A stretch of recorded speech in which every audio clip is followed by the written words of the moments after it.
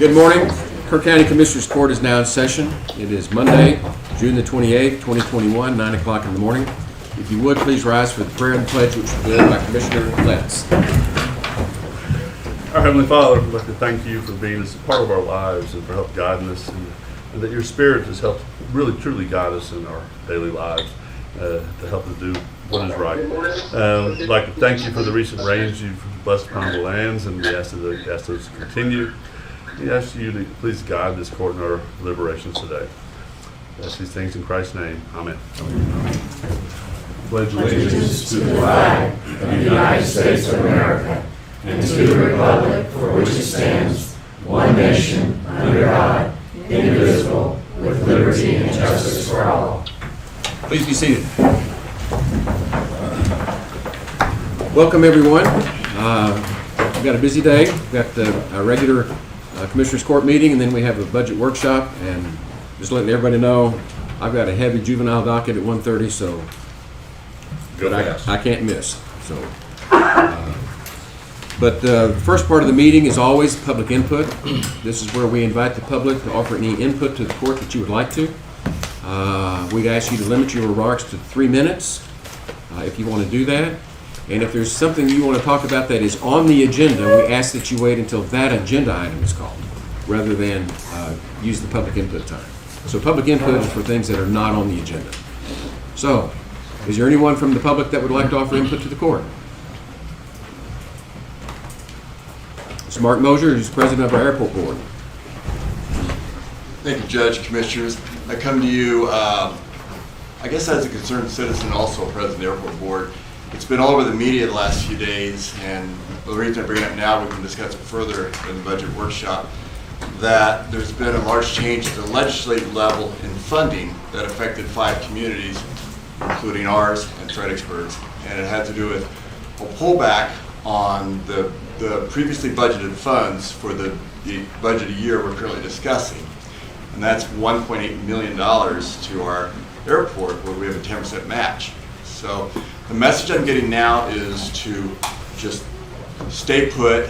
I've had extensive conversations, including the director of aviation DOT, and they're trying to get these funds back. It's about $15 million. It went to Odessa for the border security. They're going to lengthen the runway, build a large hangar there at Odessa Airport, not Midland, but Odessa Airport.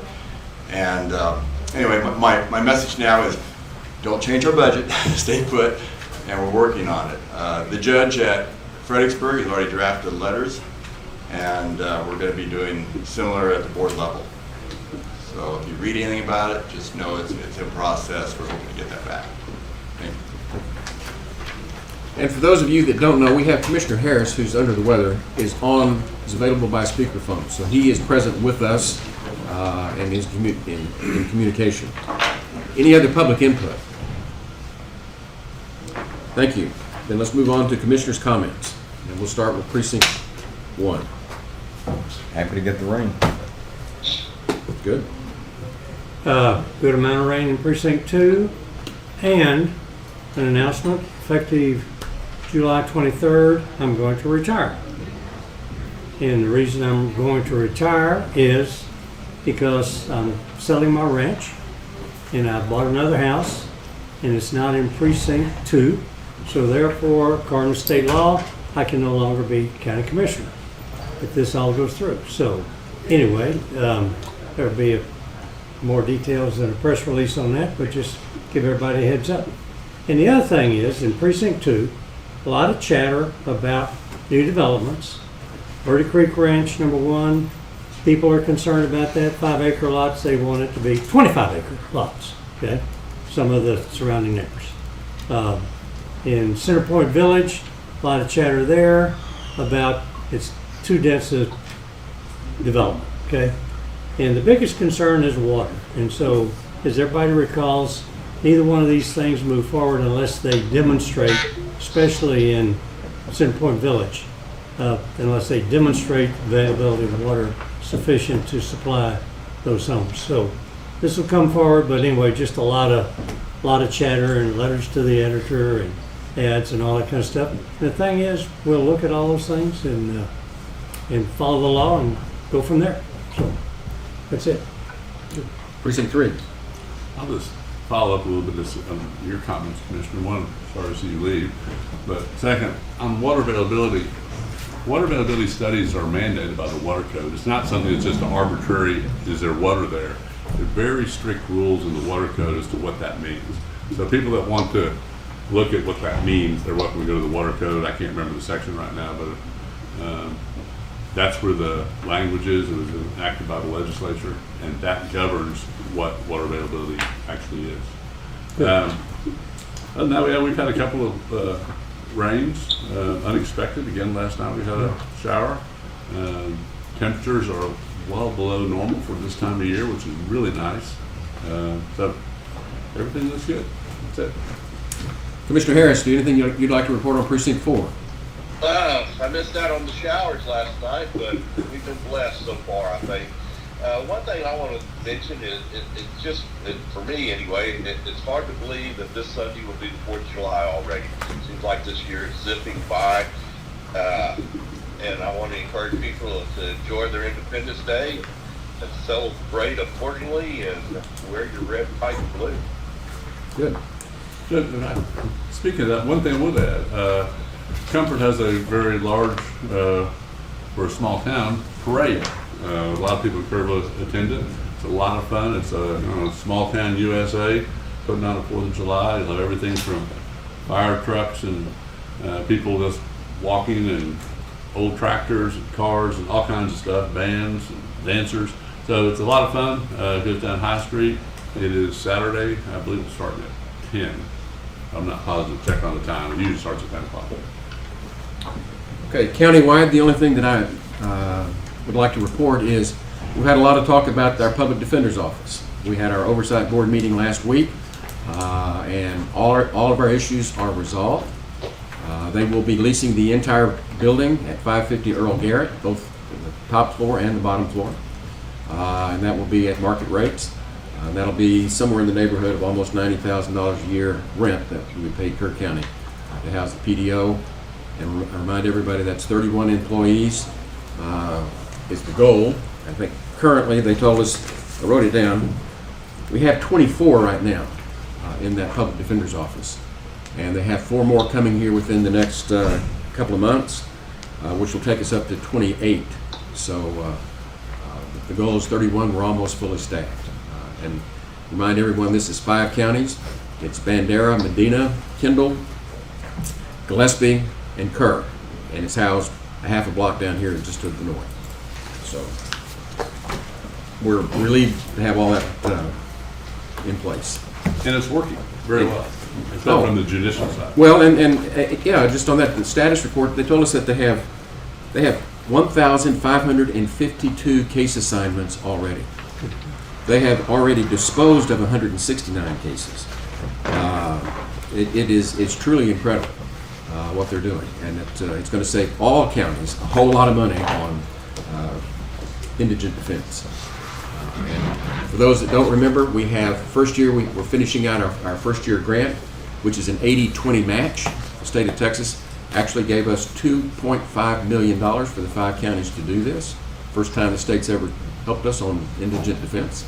Well, no, we get a small token every year. It's like $50,000. But this is, and the other thing about this PDO, we are the talk of the state. In fact, we're even the talk of the nation. That 5 counties have gotten together and we're doing this, and we're saving taxpayers a lot of money and providing our constitutional obligations to provide these people defense. You make it sound like it was really smooth and easy, but No, it wasn't. I think you've just touched on the facts that prove that it was not. Well, once the plane is landed, we don't have to worry about the bumpy ride. Has it landed? It's landed. Okay. Okay, with that, we'll move on to our consideration agenda. Item 1.1 is to consider, discuss, and take appropriate action regarding a resolution opposing the federal government's 30 by 30 land preservation goal. Commissioner Harris, you have the floor. Thank you. I want to say that this 30-30 plan is nothing new, but it has really been brought to the front burner by... Stand by. I'm trying to turn up the volume. And we had a town hall a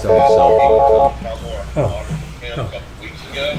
It was very well attended, and we looked, a lot of stuff was thrown out there as far as what is coming forward with this. And I want to thank Terry Hall for bringing this to my attention. I mean, I kind of got blindsided. It was one of the many Can you put it near the microphone? executive orders that President Biden threw out there right off the bat, and they kind of got, some things kind of got lost. But anyway, after looking at this and how well it's attended, Mrs. Hall and I started working on a resolution pertaining to this and protecting property rights, especially here in the Hill Country. We looked at several things. We threw it back and forth. I even sent it to Harley Ballou, and he looked at it. He had a concern about everything.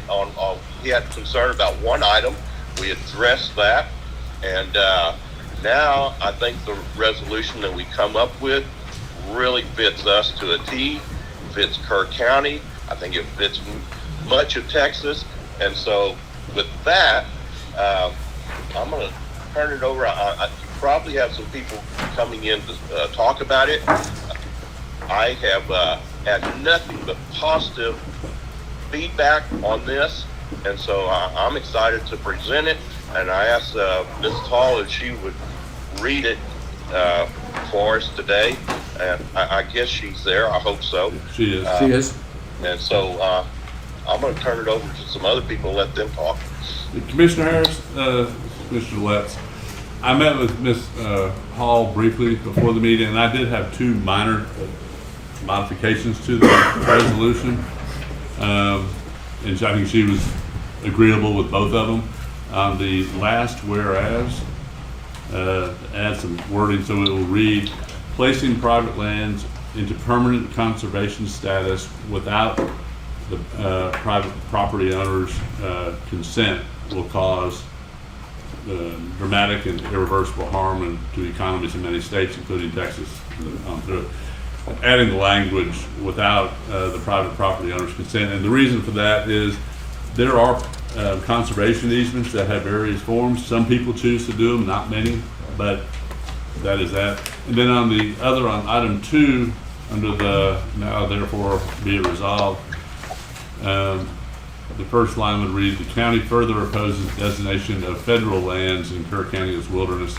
Adding the word federal there, and that is because there are one Kerr Wildlife Management Area is a state property that is limited access because it's a research facility. They also allow the public onto it, but the key here is federal. And Ms. Hall was okay with both of those. Ms. Hall, do you want to read the resolution? Should I read it reflecting those changes? Yes. Okay. All right. Well, first of all, identify yourself. Yes. Good morning. My name is Terry Hall. And today I get to say I'm representing a new group here in Kerr County. It's We the People, Liberty in Action. And I'm also representing our statewide group, Texans Uniting for Reform and Freedom, which has been a long time group that has fought for private property rights around the state, usually as it relates to transportation, but certainly as it relates to this, because we feel like it's very much like the Trans-Texas Corridor in a way, in that it's a land grab. So with that, I will read the resolution.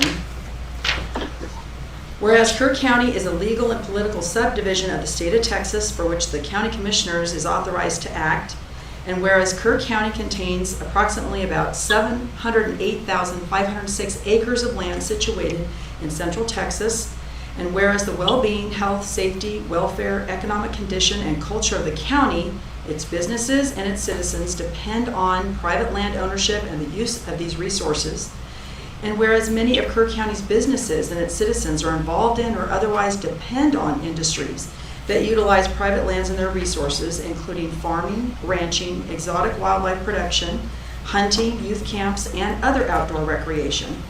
And whereas in Section 216 of Executive Order 14008, President Biden directed the Secretary of the Interior in consultation with the Secretary of Agriculture and other senior officials to develop a program to conserve at least 30% of the lands and waters in the United States by 2030, which is called the 30 by 30 program, America the Beautiful, or similar successor program.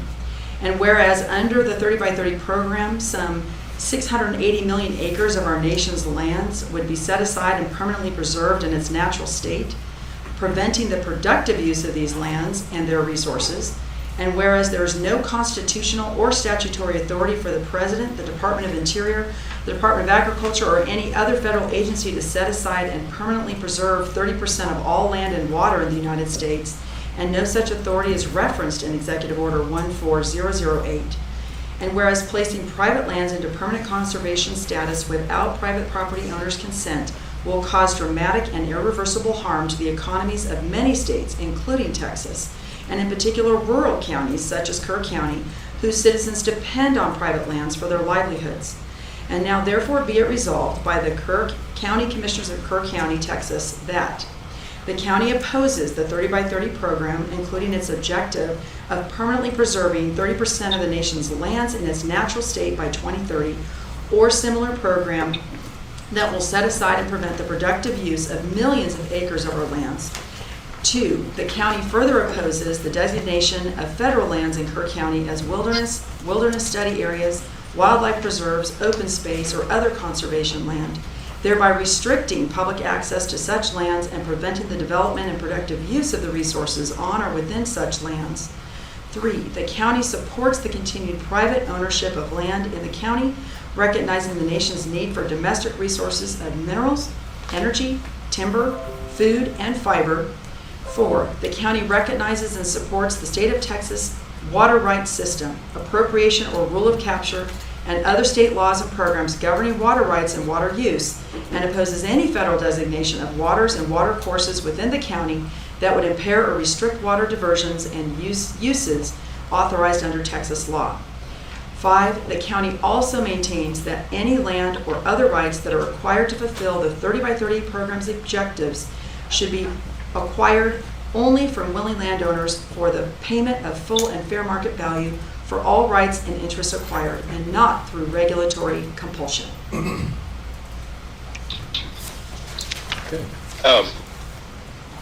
Commissioner Letts, I'm sorry, but I didn't fully catch that first tweet that you wanted to make to that, the last whereas. Could you restate that again? Yes, it's placing private lands into permanent conservation status without the private property owner's consent will cause dramatic. So it's adding without the private property owner's consent after the word status. I agree with that. And the second thing that you had, I understand completely. And with those changes, modifications, I move for approval. Second. Motion's been made by Commissioner Harris, seconded by Commissioner Latz to approve the resolution as presented. Discussion. And one thing that I would recommend that be included in this is in your first whereas and down in the now therefore, to identify Kerr County Commissioners Court, because it is a commissioner's court. It's not the commissioners individually so much as it is the court. Good. And I would probably go ahead and put Kerr County on there as well, Ms. Hall. I think that makes it clear that it is this court that will be passing this resolution. So I would make that proposed addition. Where would you Where it says, which the Kerr County? at the end of the first sentence, Yeah, there. which the add Kerr County Commissioners, and then right after Commissioners, put court. Okay. And do that in the resolution part too. And then that way we have it clear. And it'll be grammatically correct also. I'm good as well. I'm fine. I can't help it, I'm sorry. I'm a wordsmith to the end. Be more specific about the county. Yeah. Now we have other people that want to speak on this. Thank you, Ms. Hall. I have Rich Paces.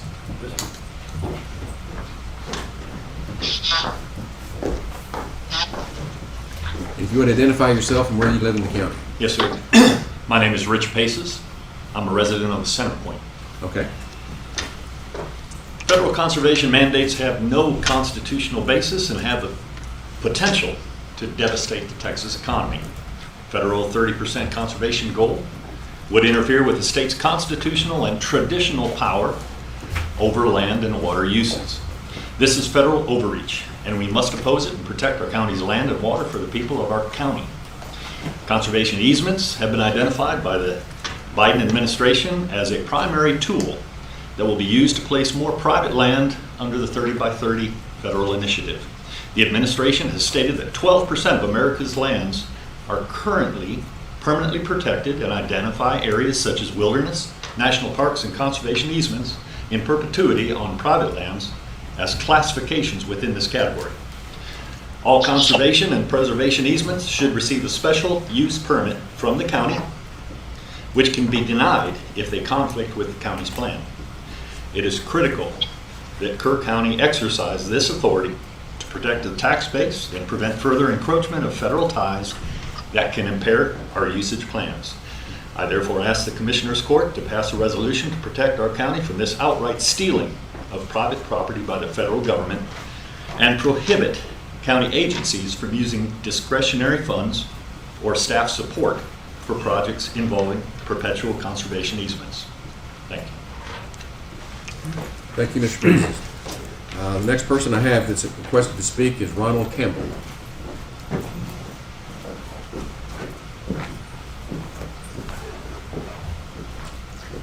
Yes, my name is Ron Campbell. I'm a resident here in Kerrville, and I want to express my hope that you all pass this resolution to protect landowners from losing their land. I've been a rancher and a landowner for many years of my life, and I just cannot see how we can allow such a land grab to happen in this country. I support this resolution 100%. Thank you. Next, I have Brian McDonald.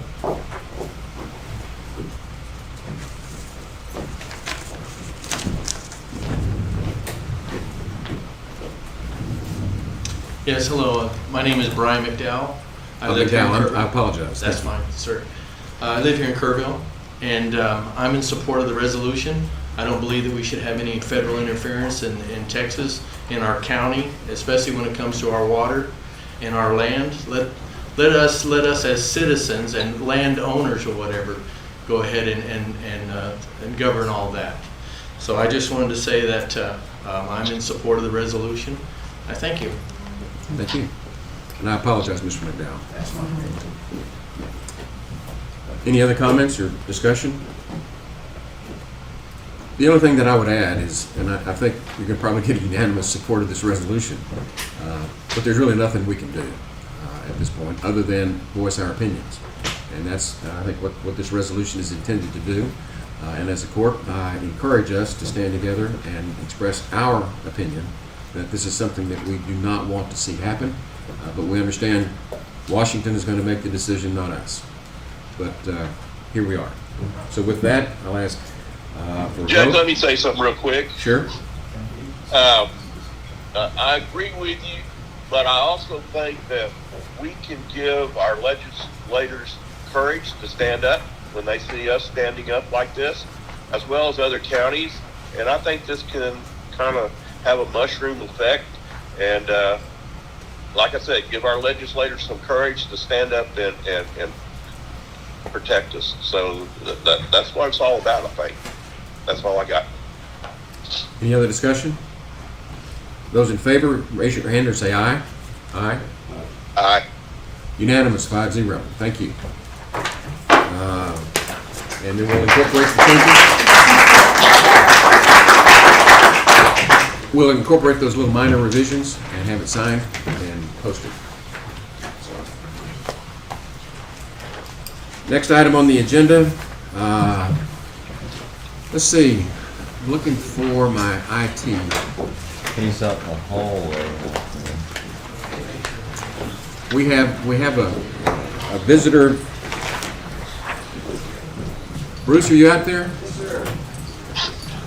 I'm going to go ahead and call 1.11 because we do have somebody that's here from out of town to address the court.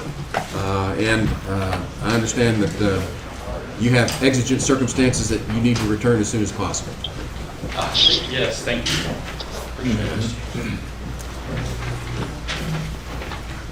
And please identify yourself. You're with RX Technology, right?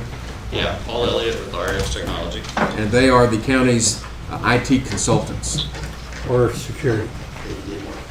for security. Yes. Did you know? I don't know. It will pass. I'll pass it. Stand. Oh, There. Just 3? Or do you need it? Just hand them off. Yeah, this one. Got it. So it's been about a year since you've been here, is that right? Is it about a year? Over. Over a year. Yeah, we don't count last year, I guess, so. Yeah. Well, we count last year. Yeah, I try to forget about it. A little bit of an overview, but Kurt asked for scope of work and some details going on, and some of the things that we had discussed really initially 2 years ago about things and upgrades that needed to be done in the infrastructure. You know, it was kind of pushed out to 2021, and you know, this year is kind of right. We're not gonna be able to pull everything out of that. However, with some of the age of some of the systems that you have, and this isn't really as a doom and gloom or a FUD tactic. It's just something's going to happen at this point, right? The equipment is, you know, you have an old Chevy, it's going to go. The equipment in technology terms is obsolete. Some of the things that we have to do just to be able to get past CGIS audit are things that should have been done a year and a half ago whenever the operating systems were expired, so to speak, right? There's no patches, there's no security updates to keep them going so they stay in the same state. So we're doing a little bit of that just to get through CGIS, and I think that there's some consideration there that we've already gone through. At this point now, under the scope that we're looking at, there's a few things. They're already going through and making some changes to the network configuration. That's the hardware that controls how your information gets from point A to point B and back. And that's great. There's just a few other considerations. There's a firewall system that is long since seen its last day. Let me interrupt you for a second. Yes, sir. RX Technologies, whatever, was brought in here to look at security. Okay, you're saying a lot of things now about security. The scope of this is much larger than security. It's the operational readiness of the system.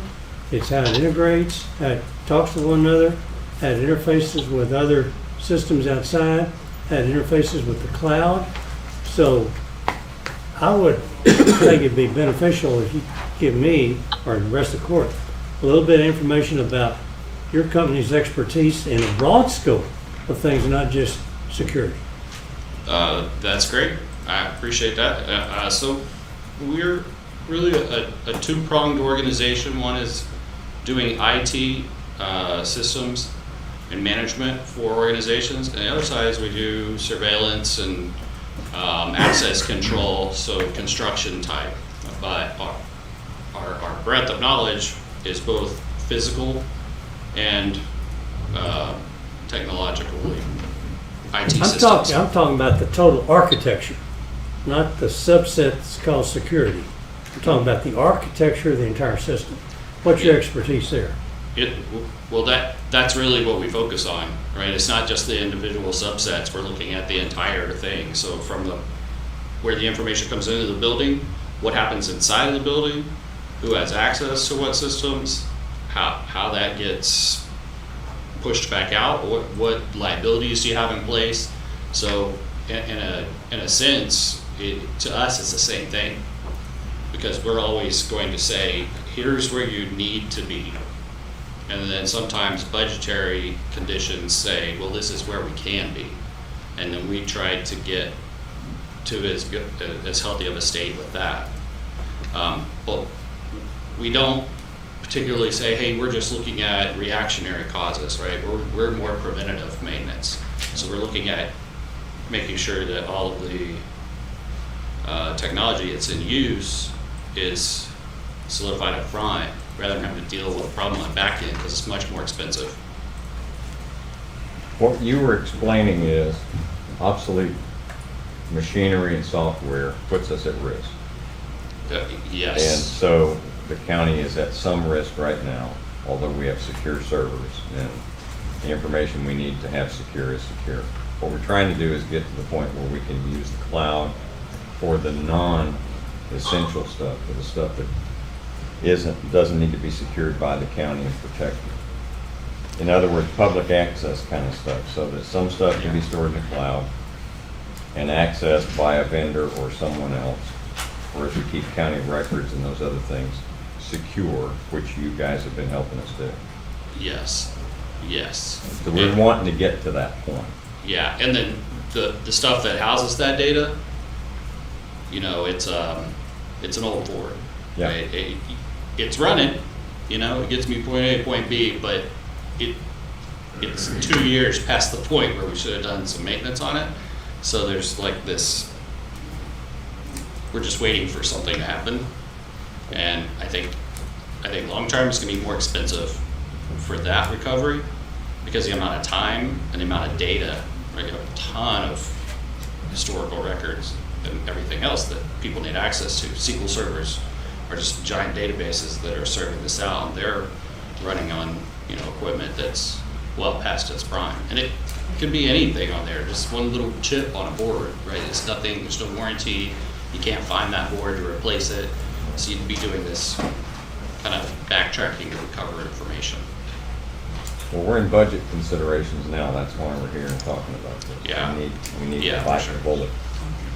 So a couple of the considerations, I think that, you know, we're going to highlight some of the bigger ones, right? Is the host servers. It's consolidating multiple devices that are aging into a couple of devices and then having them as virtual servers within that. I know it sounds like you put your eggs in one basket, but the benefit of that is you can take that virtual server if something happens to the host, and you can run it on another device. So you can bring it back up and recover in an hour or two, as opposed to days or weeks. That plays into the next line that says SAN, which is, I'm sorry, I'm on the second page there with that's just a scope written out, is the SAN, which is just basically a giant storage device that will back up those servers. And if one fails, it'll act as the host server. So we turn it on and it becomes the host, so it takes over where the last one left off. So instead of, again, recovery time of days or weeks, you're talking about a couple of hours. The third line, the Fortinet, is a enterprise-grade firewall. So now basically your network system is a funnel of information coming in and out. And in best practice, it needs to be sterilized. We need to know who and what is going on. That way we can isolate incidences if they occur, and we have a tighter control on the security overall and connectivity to each of the remote offices. Is this like a detection software? No, it's a firewall, so it sits at the edge of the internet and it protects you from all of the malicious actors or kids out there scanning and trying to get in. It monitors the information coming in and out so it can filter things, right? Keeps inappropriate sites and things like that going, but that's kind of a secondary function there. We just want to make sure we're blocking links to malicious files and things like that. That plays into that ransomware that you hear so much about. That's one of the things you're doing for us now. Yeah, and there's only so much we can do up to that point. Some of these fill the gaps to make that something that is a true accomplishment, so we can really protect as well as possible. Nobody is 100% invulnerable to that. Your weakest link are end users, right? So if they go into their Gmail and they click a link, they can unleash something that ends up encrypting all the files. This, we can say, okay, hey, let's limit that ability to go out and click those links because we can block them off at the firewall. Third part of that is Office 365, and that's really the only cloud component of this conversation. Instead of hosting the data internally, you think, you have 400, give or take, emails, and a lot of them are near 100 gigabytes, and I know the arbitrary number here, but if you'll bear with me. So you have, this this inbox, if you will. It's got 100 gigabytes of data, and you start to talk about the size of that, you're getting into some real storage internally. With managing that storage and backing it up and making sure that everything it stays running smoothly, it can be a full-time job for one employee. Right? So you start to think about the cost of Office 365, it starts to offset because they manage that infrastructure. And keep in mind, we still have the filter, the email filter for antivirus and ransomware detection in front of that. But it takes the onus off the IT team to be able to manage that data and that interaction. And it also, the cost offset, I guess, is that, you know, all the internal computers are updated with the latest Office suite of products. So it kind of it makes sense at this point, instead of going out and purchasing a bunch of Office licenses. You break it out over a monthly, and then you have that plus your email hosted, and you don't have to worry about that storage, that data, that backup. All of that's taken care of. And this is a monthly cost you have on? This is like $60,000 a year for this? Yes. Okay. Yep. And I added that in under the timeline just because I want to make sure they kind of stood out when you're looking through there, because. And that includes updating any contracts and so on? Is that part of the service? That part of the service is just with Microsoft directly. So they're hosting. There's no additional. No, that's it for that part of it. Are there fees that kick in when there's a certain amount of storage used? Yes, but we're talking about internal policy, about retention, archiving records to keep your inboxes smaller. Just not to go too much of a rabbit hole, but efficiencies with email. 100 gigabytes is really too much. You're going to notice less slowdown. It would be easier to just take your stuff and archive it. You still have access to it in another folder, but keep your inbox much smaller. It'll be more reactive and run smoother for you, incidentally. But yeah, I think, you know, if you can get them down to 40 to 50, it makes more sense as far as managing that.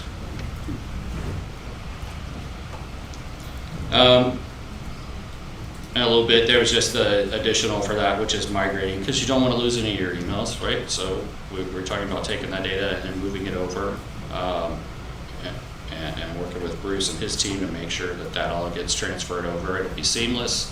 One day it'll be internal, and the next day you'll come in, open your Outlook, and it'll be internal. So there's not going to be a downtime associated with that. There's a switch, it will happen over a weekend, but still it's a small window where that happens, and your email will recover from that, but within an hour or so. They're already making some changes on the internal network. This one's a little bit fluid, but we were talking about the Fortinet and some switches and things that's just how the wires connect the different buildings and to the computers. The way it's set up now is it's not manageable without having to sign in to a switch, sitting there watching it, right? It doesn't have that layer of connectivity. Like I mentioned earlier, we don't want the funnel, we want the straw, so we can see who's connecting and what data is being moved around. I think that's important, especially not just proactively, but for remediation if something occurs. You need to be able to see what's going on there. It'll shorten your window and keep you open, so to speak, instead of having to close everything down if there's an incident. And then staffing, I think right now we're working with Bruce's team. We see, and I just used my experience in the field with other organizations, similar size and scope. Right now, you're right on that line. I think that when projects come in, those are getting pushed further and further. If you don't have an additional, if you don't have somebody else to help out on the back end. Because right now I think they're sitting at 4, and I really would recommend y'all look at budgeting for an additional IT person. And it could be a mid-tier, right, a level 2, as opposed to a 1, which is entry level 2, and then 3, engineer. I think you could look around a 2, even a 1, if you had somebody that you could internally to promote for projects. Now, you're saying we are shorthanded now to manage and ride herd over what we have, or the coming changes? Support, great, right? You make a call or you send an email, you're going to get support. I think things are running smoothly there. when you have any kind of a project where, hey, this department wants to implement this or do this, now that skews that, right? Because they've got to pull resources from that support, and you're going to wait longer. And I think, especially with some of these other things, some of this will help, right? The networking and the new servers will help to smooth that out. But projects are projects. They're just different departments are going to have different needs, and they're going to bring something up, and then that's going to throw things into a bind. I think that right now you're kind of on that line of managing that pretty well, but I think I'd recommend y'all hire somebody else for additional support in the IT department. You know, the problem I'm having with this discussion is we're looking at the scope of work. Let me just say Kirk County's information system is of vintage 10 years ago. The capability today, the new system would be completely different probably than what we have. And I hear you talking about switches and personnel and this kind of, that's so far down in the weeds compared to what I'm trying to understand is what do we have, okay? Where's it deficient in light of today's technology, okay? And what changes will we need to make? Not at the switch level, not at the personnel level, but at the architectural level. So, yeah, the I mean, idea here I would is, believe in if it ain't broke, don't fix it, okay? yeah, Too many times that we do things, in my life I've seen it, okay? Make it better and there's always a problem hiding somewhere. So what is it that what's our deficiency? What do we have relative to what it could be, and what are the risks associated with that, and what are the costs associated with it? So that's what I'm looking for. Is when we look at the scope of this thing, I need something that's better defined, not at the switch level of the scope, but kind of describing what you have now right. in a pretty standard term, and then being able to show why Yeah, those changes are necessary. why are we looking at this subject? There must be some problems, okay? Well, yes, And, yeah. And security is important, but beyond security, just operating efficiency. Well, yes, right. So the amount of how data gets transferred between each department, and again, you get into the weeds. In my head, I get into the weeds because you talk about how long it takes somebody to perform a task. Yeah. Right, and that matters even if it's a few seconds. But when you're talking about 400 or 500 people, those few seconds add up over time, right? And now we're at this point where, yeah, they work with it, they're used to it. But efficiency makes a big difference, and productivity is really the end game. And the other side of it is making sure that the systems stay on. The real cost is if something happens, how is that going to affect your financials over that time period? And that's kind of where this balances out.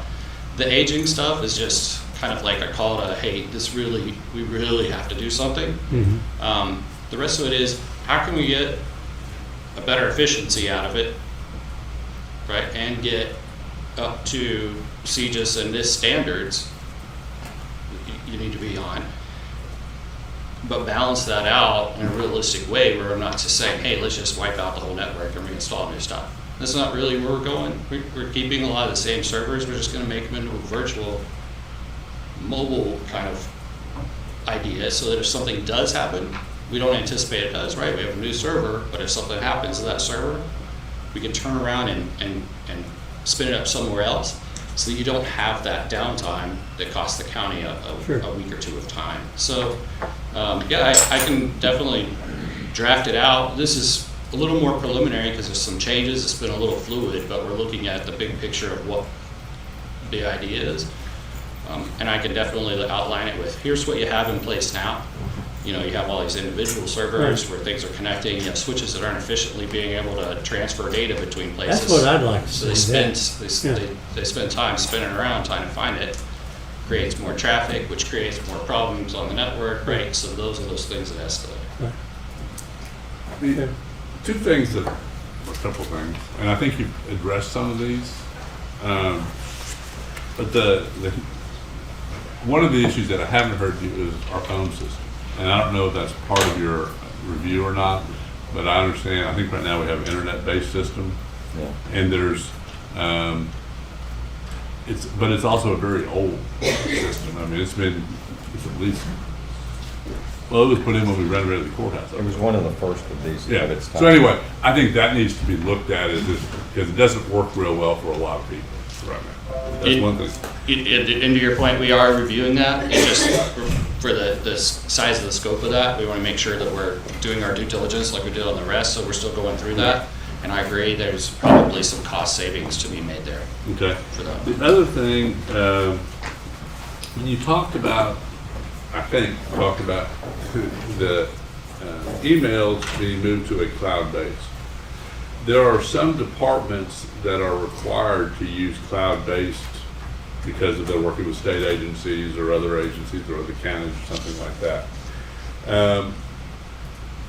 The system that we have or that we create has to be able to allow those offices that need cloud-based to do their work, to be able to access it off the same computers that they're using, but it's at the same time keep everything secure. That's possible. I mean, that can be done. That's a question. Yes, absolutely. So email now, right, is hosted on the server, and then it goes. You're looking at a viewer on your computer, right? Right. The idea for the cloud is those emails still reside on your computer. You have access to them even if there's no internet. Not new ones, right? They can't get the new ones if there's no internet, but you still have them there. But the cloud's just waiting for you to restore internet, and then it will deliver that. So it keeps a copy in both places. It is encrypted there on the cloud server, right? It's just a server in a data center, and then it's all the way down to where you're at. So that information is secured, and then we also have a filtering system between that for a backup system. So if Office 365 goes down, which it has, you can go to the web page for the filter, log in, and still have access, especially if you're looking for something critical or urgent. But beyond email, Yeah. there's other cloud-based systems that we have to use or we're beginning to have to use. Yes, And that will be compatible with what we're doing. Yes, that's the fourth. That's make sure that those things are in place so that they are able to communicate securely, and nobody else can intercept. That's Right. the biggest problem. Okay.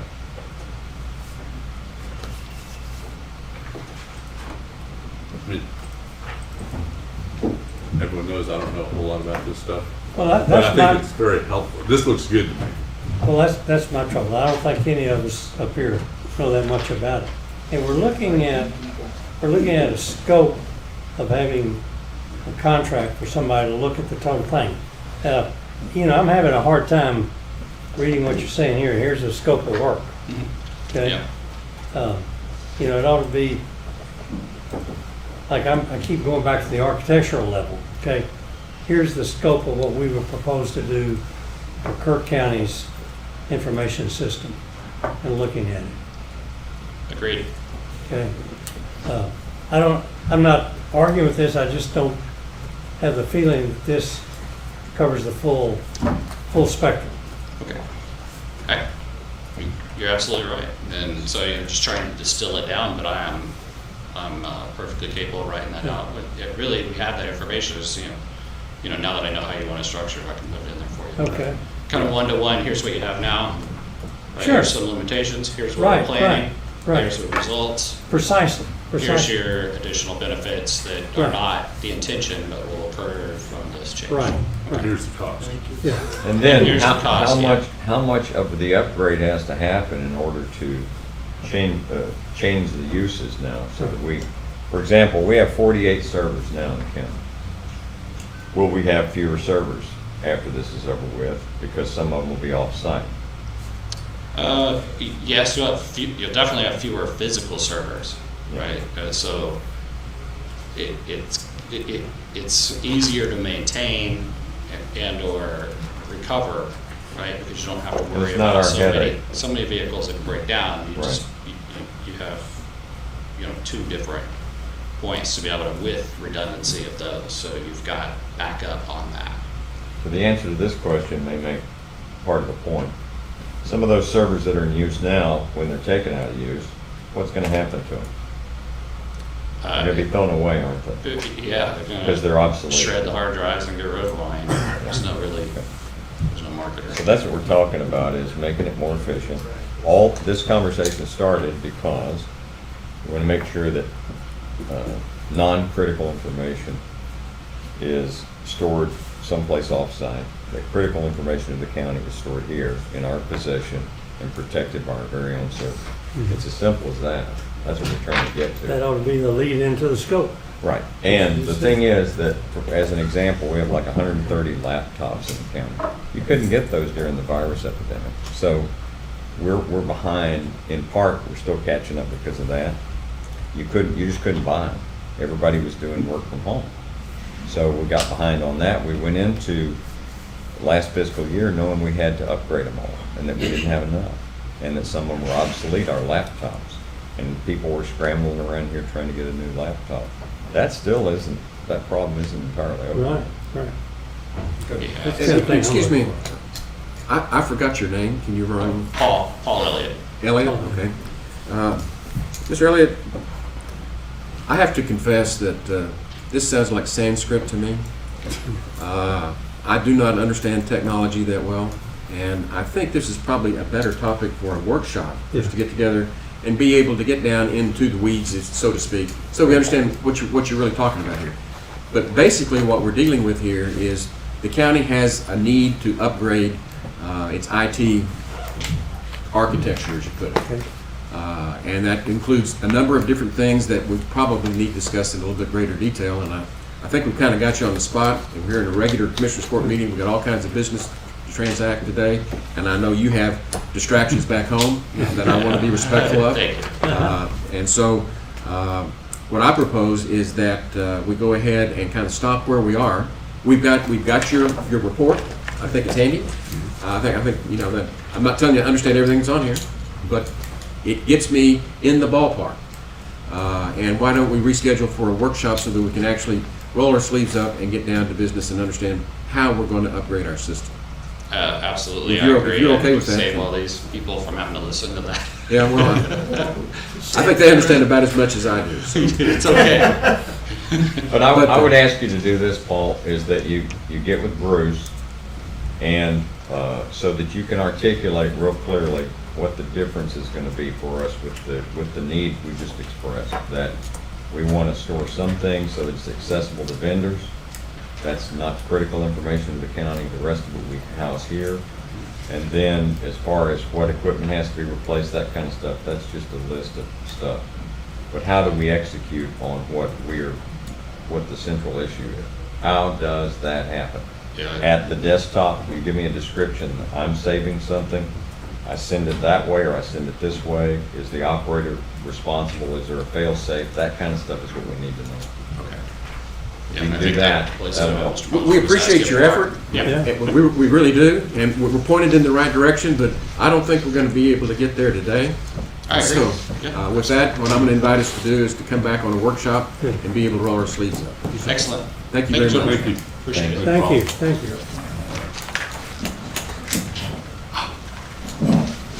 Oh, Bruce was hiding behind you all that time. I was looking for you out in the hallway. I knew where he was. I could see him. I couldn't see him.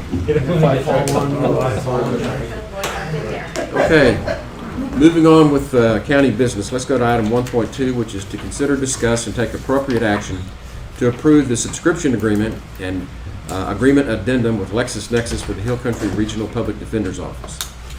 And I know that the county attorney's been reviewing this contract. I have reviewed this contract, and they've included the typical government provisions in it, and I had no other suggested changes. The only question I have about this is there's two basic providers for legal research tools. There's Westlaw and LexisNexis. That's kind of the universe that we work within. And I know we have Westlaw for most of our departments. And I really didn't understand why we went with LexisNexis for this office. But I don't know if anybody here. I can answer that. Good. We have LexisNexis. It's much cheaper than Westlaw. Okay. I prefer Westlaw. It's much easier for me to use, but LexisNexis is much cheaper. Okay, that's what I want to know. I knew this is the preference that they wanted to use, I mentioned. So I make a motion to approve the contract with LexisNexis for the Hill Country Regional Public Defender's Office. Second. Question, is it in the budget? Yes, it's in there. It's in there, but yes, it's in the grant. Okay. It's in the All right, grant. good deal. Okay, a motion's been made by Commissioner Letts, seconded by Commissioner Baloo to approve the LexisNexis contract for the Hill Country PDO. Any other discussion? Those in favor, raise your hand or say aye. Aye. Okay, it's unanimous, 5-0. Next is item 1.3, consider, discuss, and take appropriate action on the status of the Hill Country Regional Public Defender's Office grant application for FY 2021-2022. To Mr. Letts. This is really just an update, just for the court to be aware that that grant application is a sustaining grant, which is kind of, it's really updated for the next 4 years. We're in the first year of it. And it'll be a 2/3, 1/3, 2/3 covered by the state, 1/3. Magic. Kerr County will be filing the application soon. It'll be coming back to us at that time. For the duration, each year it's the same? Every year we have to resubmit it. And it's based on kind of the numbers we have. Currently, largely, basically budget issues. And we're working, myself, Judge Pena, with John Bowles and Perry to come up with a budget for next year. But that's one way that's working forward. So as this changes, which it will, then the numbers remain the same, or is there a way to? The numbers will be adjusted by the TIDC. They have to approve it, but it'll be. I mean, the current budget's the guideline minus the Startup cost. So what's our proposed action here? There's no action. There's no It's action. just an update. Okay, good deal. And just to supplement that, at our meeting last week, we did have the Executive Director of the Texas Indigent Defense Commission present, Jeff Burkhart, and we talked extensively about these grants. This first-year grant is 80-20. The 5 counties matched the 20% of the budget. And in these subsequent years, the sustaining grants would be 1/3, 2/3, with the 5 counties matching the 1/3 portion of the budget.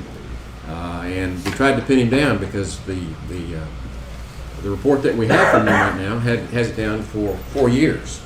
We've completed almost completed year 1, and we'd have 3 more. And I was very pleased to hear Jeff Burkhart say they plan to stay with us as long as we're doing it. So there's no guarantee that we're going to have a grant forever, but this is the state's contribution to help us with the indigent defense cost. And their plan is to stay with us on some matching basis going forward, beyond the original 4 years. Good. It demonstrates the difference in a funded mandate and an unfunded mandate. Oh, Lord, does it. You can imagine us trying to do this by ourselves, folks. That'd be pretty expensive. Yeah. So we move on to the next agenda item, which is 1.4, to consider, discuss, or take appropriate action on the Hill Country Regional Public Defender's Office leasing of property located at 550 Earl Garrett Street here in Kerrville. The judge kind of talked about this during his opening comments, but the original thought would be that they would need the top floor only. After relooking at it, they're going to need probably the entire first floor also due to the requirements under the grant. How they, we looked at it originally as kind of putting two in one office, and TIDC kind of thought that was not a good idea. They need some space to meet with their clients. So anyway, it's on the agenda that the court know that the current plan maybe been to have probably will be to have the entire building. That it was a lot of discussion exactly how if Kerr County could lease it to the PDO.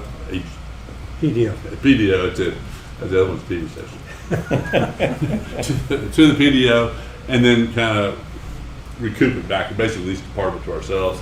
It was clearly said by TIDC that can be done, so we can lease it. The amount will be in the neighborhood of $90,000 a year, and we would probably just have a credit for our expenses. So from a county perspective, this is good. Yes. Simplifies things.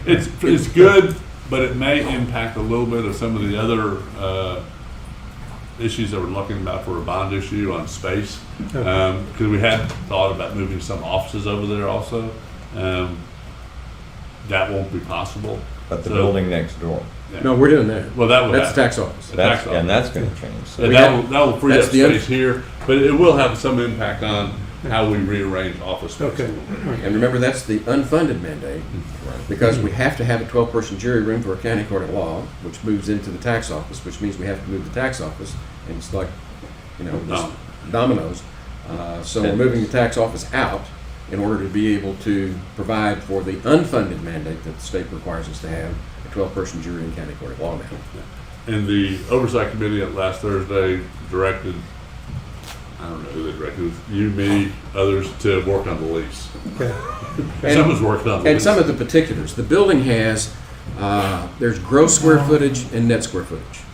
And the bowels of the building that has all the mechanical and everything in it, we don't charge lease space for that. The leasable space for the building is 2,828 square feet per floor, or 5,626 square feet total. And the going market rate, fair market value rate for a lease in Kerr County right now is $1.25 per square foot per month. And so you can figure that out. It's going to be approximately $90,000, $6,000. And so that everybody can connect all the dollar signs. We're not connecting dots, we're connecting dollar signs. For the matching part of this, and the good news that we got from TIDC is that they are going to fund a lease at this amount. They put those requirements in their grant to us, and so they're going to stand behind it. And so, if you talk about 1/3, 2/3, 60,000 of that 90,000 is coming from the state, and the other 30,000 is coming from the counties. And we allocate between the counties based upon our caseloads. And so Kerr County is about a third of the caseloads for the public defender's So office. it's 10,000 a year. So this is really substantial benefits coming to Kerr County to be able to provide this service. And the other item on that is that there will be some build-out cost to get the building completely ready, and that will be borne by the county. And that's not part of our original renovation. Correct. Right. And what's the date of this occupancy by PDO? As soon as they get that roof on. Yeah, I know the date, ballpark. I'd say middle of July. Okay. They'll start moving. Okay. They should start moving in. It's going to depend to them a little bit Sure. because there's some, if they want to move in and then do some remodeling while they're using part of the building, which would be, I recommend, but it'll be up to them a little bit. But And not to keep, so that people understand, what we're going to have to do is create a training room for them that's going to be able to put all those attorneys in. So we're going to take two of those offices over there, knock down a wall, make one great big room where they can do their training. That's what it's going to take. and some other office. But so it's just moving. It's nothing major. 1.5 for a minute. I need to be right back. Anyway, but I don't think there's any action here. That lease will be coming to the court. I just wanted to update the court after the meeting last week. Now, we bought the building outright, Yes. which means that this isn't really a return on investment. And this is kind of a question for the county auditor. How long is it before there's a return on the investment, or is this just a cash flow versus a purchase? There'll be cash flow from this, the way I'm hearing it explained. There'll be cash flow. We put out $2.5 million in certificates of obligation to be paid back in 7 years. There's some question on whether all of these projects will be added to a bond issue later on. Right. And so the building and everything, if we stuck with the current plan, would be paid off in 7 years. Okay. And those tax anticipation notes for the $2.5 million, just remind everyone, we have that at 0.75% interest. I remember that. So, But there is cash flow with this, Yes. is what I was trying to point out. There's that debt, but there's a cash flow in the end. Right. And this will reduce the amount that we would need from taxpayers in order to make payments on that debt. Right. Because we're not going to run out and spend it. We're going to pay this thing. Yeah, it goes towards the debt. Right. okay, it's a couple minutes after 10 o'clock. Why don't we take our morning recess, and we'll take up 1.5 when we come back. We'll be adjourned for 5 minutes.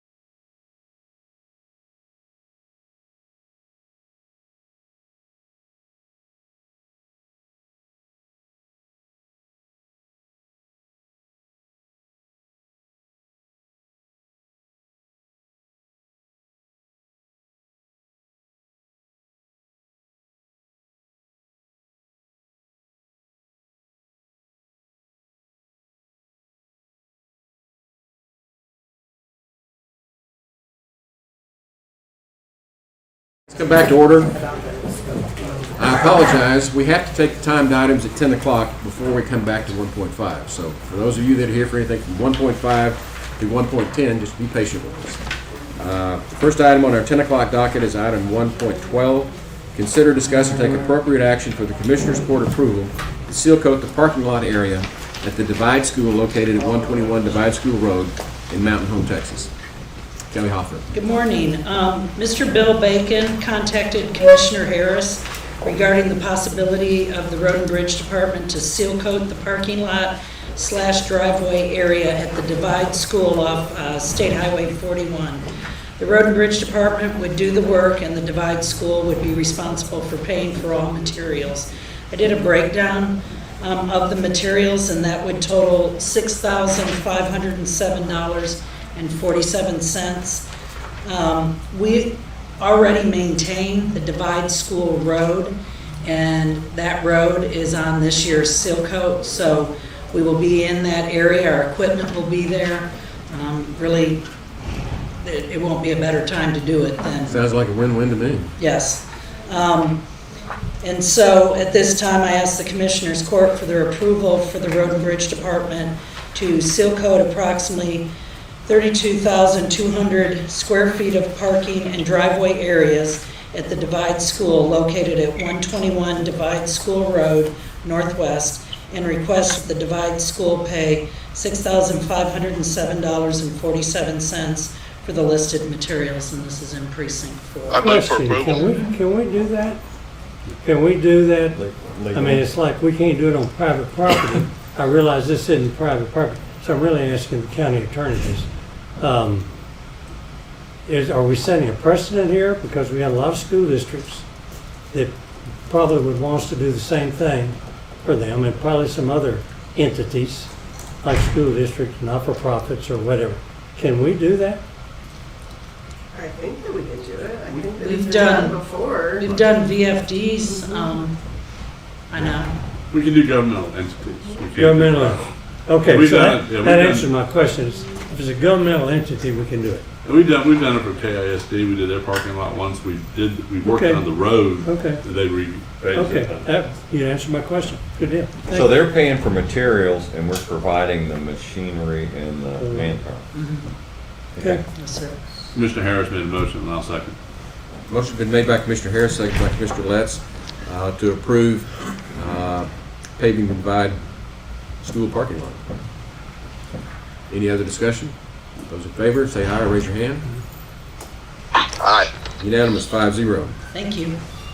Item 1.13. This is a public hearing for the revision of plat for Pack Saddle Acres, lots 10 through 17. So I'm convening the public hearing. Is there anyone here that would like to speak on that topic? Pack Saddle Acres, lots 10 through 17. Anyone out there, Charlie? Okay. Then with that, we will adjourn the public meeting and move on to item 1.14, which is to consider, discuss, and take appropriate action for the court to approve a revision of plat for Pack Saddle Acres, lots 10 through 17. Charlie Hastings. Thank you, Judge. This proposal revises 8 lots, lots 10 through 17, into 9 lots, and it removes right-of-way for Lariat Lane, a road that was never properly constructed. Each lot will be greater than 5 acres and must coordinate with TxDOT for driveways. Lots 15A, 16A, 17A, and 17B will have access from FM 1341.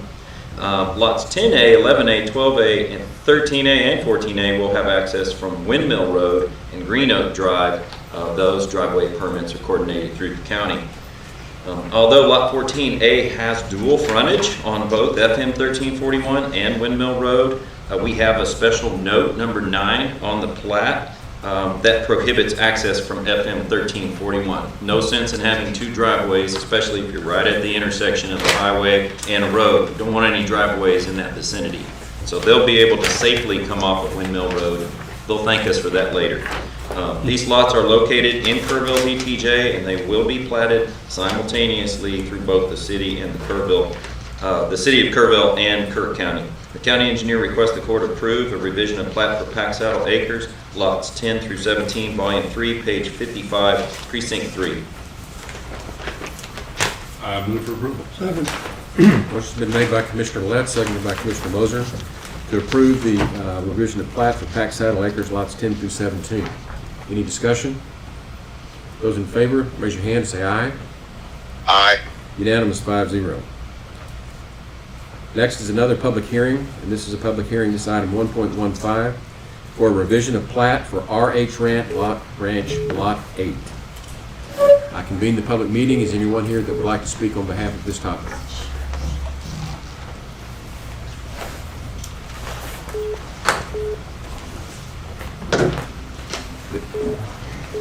Charlie, is anyone outside? We don't have anyone, Judge, to speak on this. Since no one wants to speak at the public hearing, we will go ahead and adjourn the public hearing and move on to the next agenda item, which is item 1.16, consider, discuss, and take appropriate action for the court to approve a revision of plat for RH Ranch Lot 8. Charlie Thank Hastings. you, Judge. A 10.01 acre tract had previously been improperly divided out of RH Ranch Lot 8. It's a platted lot. This proposal attempts to correct the error by platting Lot 8A with right-of-way along a privately maintained portion of Bias Springs Road. Lot 8A will be 9.67 acres out of existing Lot 8, which was platted as 98 acres. The remainder of Lot 8, 88 acres, must be platted before it can be further developed. This portion of Bias Springs Road is not maintained by Kerr County and will continue to be privately maintained until such time as the road has been brought into compliance with Kerr County road specifications and accepted by the court. There are no known plans to bring this portion of Bias Springs Road into said compliance at this time. County engineer requests the court approve a revision of plat for RH Ranch, part of Lot 8, Volume 3, page 84, Precinct 4. I move for approval. Second. Motion's been made by Commissioner Harris, seconded by Commissioner Baloo, to approve the approval of a revision of plat for RH Ranch Lot 8. Is there any discussion? Questions? Those in favor say aye or raise your hand. Aye. Unanimous, 5-0. Okay, the next item on the agenda is item 1.17, consider, discuss, and take appropriate action for the court to approve a revision of plat for the estates at Turtle Creek, Section 2, lots 39 and 40. Charlie Hastings. Thank you, Judge. The public hearing was held on June 14th, 2021, just a few weeks ago. Nobody spoke at that public hearing. This proposal adjusts the lot line between Lot 39, which is currently 3.27 acres, and Lot 40, currently 2.71 acres. Lot 39R will now become 3.11 acres, and Lot 40R will be 2.87 acres. So there's just a slight adjustment. One lot gets a little bigger, the other lot gets a little smaller. It's a property line issue between these two lots only. Property access and road frontage to both lots remains on Estates Drive. Lot 39 currently has 51.9 feet of frontage on the cul-de-sac and will now have 51.3 feet on the cul-de-sac. We do not see that as an issue. The county engineer requests the court approve a revision of plat for estates at Turtle Creek, Section 2, lots 39 and 40, Volume 6, page 241, Precinct 2. Move for approval. Second. Motion's been made by Commissioner Moser, seconded by Commissioner Letts, to approve the revision of plat for the estates at Turtle Creek, Section 2, lots 39 and 40. Any discussion? Those in favor, raise your hand or say aye. Aye. Unanimous, 5-0. Item 1.18, excuse me, I get to go back to 1.5 now, sorry. 1.5, consider, discuss, and take appropriate action regarding the public notice for Kerr County park closures. Mr. Moser. Thank you, Judge. When we closed the park for the Texas Archaeological Society for a week duration last week, I received a lot of calls, and probably some of the other commissioners did, about public not having notice that we were closing. And so that disrupted some people using the park, using the dog park, etc. So talked to Shane about this, and the suggestion, recommendation, I don't know if we need to take any action, is that when we close parks to the public that are used to using them, that we post a notice in advance, at least a week in advance. The park will be closed, the dates that they'll be closed, so the public will know about it, and not being inconvenienced. There was, it apparently did disrupt some people's life by us not letting them know, even though the decision was made in Commissioner's Court. So I don't know if we need to do anything on this other than just ask the maintenance department, or whenever we do that, have a park closure, which I think is another one coming up in the future requests, that we post a notice. So At the park? at the park. I would Yeah. add a press release, because we have That's good. a press officer, and then put it on the face, she can put it on Facebook and so on. So That's even That's good. better. Okay. We probably have, maintenance should probably make a generic sign that they can just then put the dates on rather than, Right. it's a, road and bridge can probably make that sign. Right. That'd be perfect. Kelly back there. Kelly, can y'all make a sign? We can get a sign for them. Okay. Okay. All right. Good enough. I don't think it takes any court action. Just okay. Very Good good. enough. Thanks. Moving on to item 1.6, consider, discuss, and take appropriate action regarding contract with Total Com Management to upgrade the fire panel monitoring system in the courthouse. Shane Evans. Good morning. To accept the contract with Total Com Management as presented for the upgrade of the fire panel and the monitoring of that fire panel.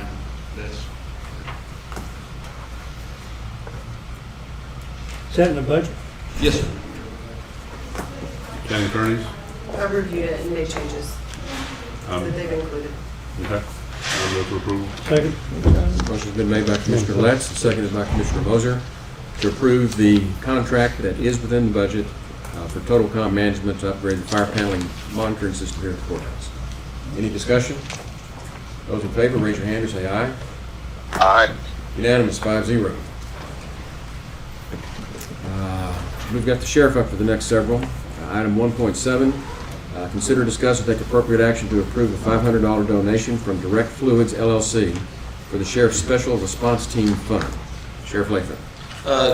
Can we do 1.7, 1.8 together, Judge? Let me call, and, okay, let's do 1.7. Consider, discuss, and take appropriate action to approve a $500 donation from Direct Fluids LLC for the Sheriff's Special Response Fund. And 1.8 also. 1.8 is consider, discuss, and take appropriate action to approve an $850 donation from Cecil Atkinson Motors for the Sheriff's Special Response Team Fund.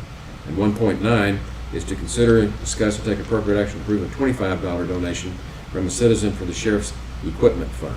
Yeah, Sheriff okay, Lathrop. Judge, Commissioners, I'm looking for y'all's approval to be able to accept these donations for our special response team and also our equipment fund. Move for approval. Second. Motion's been made by Commissioner Moser, seconded by Commissioner Letts to approve the donations, the $500 donation, the $850 donation, and the $25 donation to the Sheriff's Office. Any discussion? Those in favor, raise your hand or say aye. Aye. 5-0 on all of them. Thank you, Sheriff. Item 1.10, consider, discuss, and take appropriate action to reappoint Marie Hardy to the Emergency Services District Number 2 Board for an additional 2-year term. Commissioner Harris. Yes, Marie Hardy's done an excellent job serving her first term on the ESD number 2, and I move that we appoint her for an additional 2-year term. Second. Motion's been made by Commissioner Harris, seconded by Commissioner Ballou, to reappoint Marie Hardy to the ESD Number 2 Board for an additional 2-year term. Any discussion? Those in favor, raise your hand or say aye. Aye. Unanimous, 5-0. Okay. Now we go to item 1.18. Consider, discuss, and take appropriate action to eliminate the additional step increase for certain certifications. The following, the next, 5 or 6 items are all related. They're kind of taking action on things that were discussed in workshops.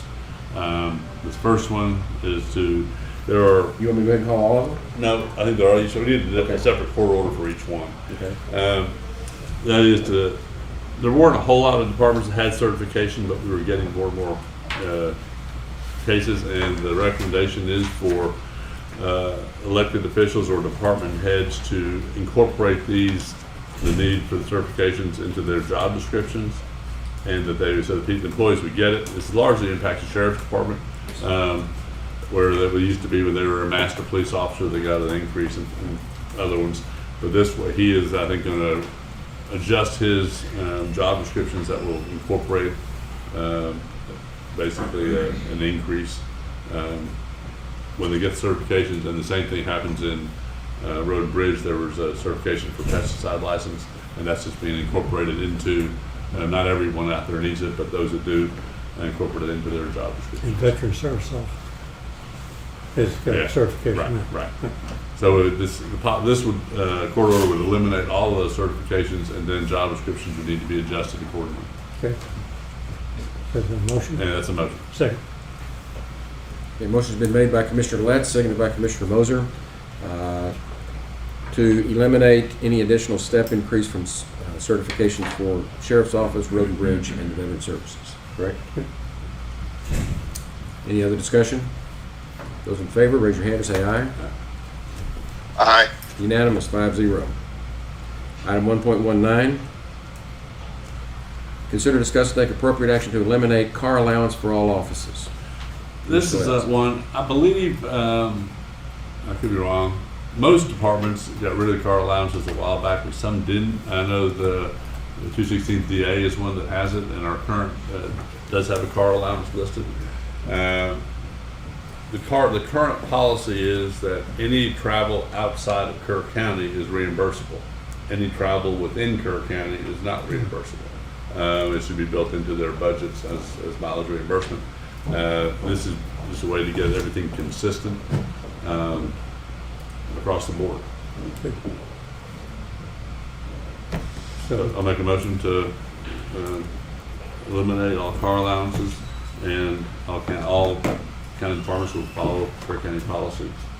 And if that policy isn't clearly written, Jennifer, we need to add that into the policy. Second. A motion's been made by Commissioner Letts, seconded by Commissioner Moser, to eliminate car allowances for all offices and departments. And Inside the county. Inside the county. Inside the county. Well, Will Yes, this ma'am. start with the beginning of the next budget year or immediately? I'd say the next budget year is going to be simple. any discussion? I would say that we ought to, there might be some extenuating circumstances which would need to be brought back to the court. And I don't know what it might be, what it could possibly be, but it might come We can up. make Somebody some- has to do a lot of runs for a while or something. We have elections and stuff like that. People do a lot of driving around. So I would say it should be reviewed on a case-by-case basis.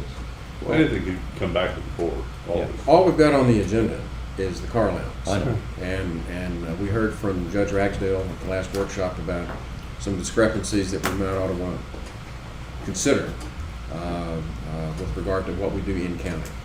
But since that's not on the agenda today, all we've got here is the car allowance. We can always take exceptions. Yeah. Right. I just wanted to make sure everybody Yeah. understands Right. that this is not slamming the door shut entirely. I think, well, it's not that item maybe needs to be back on the agenda because there's some other options of how we solve that problem. Well, the point that Judge Ragsdale made was that when the bank's on your way home, it's easy. When it's the other way from home, then you're adding, to your mileage and so on. Makes sense to me. Makes sense. So then I have a question. How do we come to the court for an exception? Because that's my situation too. I have an employee that comes to the courthouse every day. It's 1.2 miles each way for a total of about 4 miles per day. That adds up in a week, in a month, and in a year. Other employees, we can get around that. For example, we also have to go to the court in Gillespie County, but I have an employee that lives in Gillespie County, and so she leaves early or she comes in a little late so she can stop by. She does not get a car allowance for that reason. But Cammie Feldman gets a car allowance because she does come to the courthouse in her own vehicle every day. So that's the question. How would we request an exception? No, she's an elected official who can put that in her budget. It's still a policy. That's our policy. Well, and we've done it with, I think, all offices follow that. And I think that we need to put it on the agenda because there are a lot of exceptions. I mean, there's a lot of times when, there's not a lot of exceptions in my mind, but there's a lot of times when individuals and employees are using their personal cars business. Sometimes it's by choice, sometimes because there's no other option. And I think that we need to look at that, but I think that it's a huge, it's not a simple thing because the elections department, see they need here, when there's elections, they drive a great deal. I know. There's, every office has to, that's not in the courthouse, or basically has to get money to the treasurer every day that's come out. So, I mean, there's a lot of departments that this impacts, and I think we need to look at a policy, but this, right now, just get rid of the car allowance, because there's only two or three employees that get that right. So then when we come back to this, we can maybe answer Lucy's question. Yes. Right, Well- because right now, I just thought it would save paperwork and time. This same employee also drives to Gillespie County twice a month, and she lives here in Kerrville. The attorneys go, for example, Melissa in the last 2 weeks has gone to Fredericksburg at least 3 times each week to get ready for hearings this week. And instead of having all that paperwork that goes with filling out a mileage slip every time, turning it into the auditor's office, and having to keep up with it, because when I used to have to do that, they would frequently call me and say, you haven't cashed your check, we're going to cancel that one, we're going to send you another one. So I thought to eliminate that, we would just, and we did put some thought into it. We, Tessa, who lives in Fredericksburg, does not get a car allowance because if we have court in Gillespie County, she drives from home. And then if we finish early, she has to drive into work, but she would have done that anyway, even if we hadn't had court, so she doesn't get paid to drive in. That's something she would have had to do anyway. But the attorneys frequently have to interview witnesses, go talk to experts, including in San Antonio. And so we've kind of tried to guess how much that would be yearly, just to save everybody time and effort in having to fill out all the paperwork that's needed to get reimbursed for mileage. Quite frankly, I think Melissa would make more money getting reimbursed per trip versus her car allowance. So that's just my thought, and we've already put some thought into it. My office manager also drives to Fredericksburg a couple times a month at least, and then sometimes she will cover for Cammie and she's off. And on Fridays when Cammie is off, she works 10-hour days, 4 days a week. So we've already kind of tried to guess about how much money we need for that car allowance, how much they would get reimbursed anyway for miles. So that's why we did it. There's another reason why I'm against car allowance, and correct me, auditor, if I'm wrong on this, but I'm pretty sure this is the way it used to be. That's changed. Car allowances are rolled up into your income, and we pay, in addition to the car allowance, we're paying 30% more for the roll-ups. So there's a hidden cost on using the car allowance, and it's increasing your income. So whereas if you get reimbursed for the actual mileage based on the IRS rate, which is what we use, that's not taxable income. So there's a benefit to both the employees and the governor, the county, for not using car allowances, because it's a hidden cost both ways. And the employees that you mentioned, I know it's a little bit of work, but it's, a form can be written out pretty easy. I don't think it's the mileage, just write the dates you're going. So is there a motion? My motion is to eliminate car allowances for all departments, and then we can put it on a future agenda about use of personal vehicles. Yeah, I think I seconded it. Yes. Yeah. So the motion's been made by Commissioner Letts and seconded by Commissioner Moser to eliminate car allowances for all offices. Any other discussion? Those in favor, raise your hand or say aye. Aye. 5-0. Item 1.20, consider, discuss, and take appropriate action to change vacation time and sick time to paid time off, or PTO. Ms. Dawes. Good morning. Well, Commissioner Letts' name is on this, so. Well, I'll introduce it. This is a pretty major change. I think it's a benefit to the employees. I think a lot of, I haven't heard anything, or very little negative about it. And basically, it'll be eliminating sick time and vacation and calling it all paid time off. And then there's some allowance, those people or employees that have accumulated sick time. There's a way that we're going to hold part of that, and I'll let Dennis go over the details of that, and then part of it goes into family time, whatever we call it, FMLA. So Jennifer? Okay. We're asking that you consider this PTO. Basically, full-time employees would earn 6.15 hours per pay period. That equates to 160 hours per year, which is the same that we would receive based on the old vacation sick leave method. And anyone with 10 or more years of service would receive 7.7 hours biweekly, which equates to 200 hours per year. Anyone with 21 or more years of service would get 9.23 hours each biweekly, which equates to 240 hours per year. So you could also be eligible, or you could carry over 320 hours at each fiscal year, and that's more than we had previously. In the event that you ever reach over the 320 hours, those hours would be transferred to the Family Medical Leave Sick Bank for each employee, and that bank would not exceed 720 hours like our sick leave maximum now. Now, upon termination, you would only be reimbursed for PTO balance of up to 160 hours, which is currently what we have with vacation. So basically the way that it would work is anybody that has whatever your vacation balance is as of September 30th, those hours will be transferred to PTO. Sick balance is up to 160 hours will remain in the sick balance budget or bucket. Anything over 160 hours will be transferred to the FMLA sick.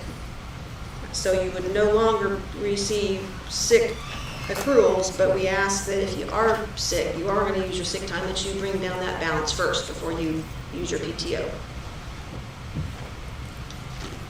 Any feedback from the employees on this? Everyone I've spoken with likes it a lot. Okay. Okay. And also, you have to be here to take the time. You have to be here at least 1 month. 1 month of continuous service time. And you can only use what you've accrued up to that point. And so the public knows what we're doing. These are items that we discussed in a recent workshop, and instead of forgetting to enact the orders, we're taking them up as we do this incrementally. And so these are all things that have been thoroughly discussed prior to today. And this one took, it was a challenge to write the policy, I will say, and Jennifer did a really good job. I mean, a lot of conversations back and forth, trying to get this so it works, and protecting the employees that do have it, mostly that have sick time accrued. Is it going to be complicated to keep track of it? No more than it is now. Well, that's a good answer. And long term, it'll get easier. Well, only because they'll understand it. Well, no, because you'll eventually the employees that have accumulated sick time, that bank will go down to zero. Once it goes to zero, it disappears. You won't have to keep track of that anymore. Now you know why Jennifer's background in the auditor's office helps to her for her human resources position. So, like if somebody had 1,238 hours of sick time, that will remain. Your first 160 will remain in your sick bucket, and everything else gets transferred to the FMLA sick bucket. So you could still use it, you know. So that if it's FMLA, you would be using it on like doctor's appointments and things like that, or would you? You could. It's like to get a physical, you could use. Well, that's where you would use no, that's where you would use PTO. Okay. So the stipulation on that is that it could go, most of it would go into an FMLA, so it would have to be a qualified Right. FMLA. Right. So there is a little bit of cash. Some of my employees were asking me about it. We know nothing about what was offered or going to be offered. So this is the first we've heard of it. Besides, when it was on Commissioner's Court last week, I had the Chief Deputy watch, and she said nothing came about. So I don't know who all was questioned, but we, in my office, didn't get anything. It was a workshop, and a lot of people were, a lot of officers were here. But the last reason it was on the last agenda is because I wasn't here, I kind of was working with Jennifer a lot on it.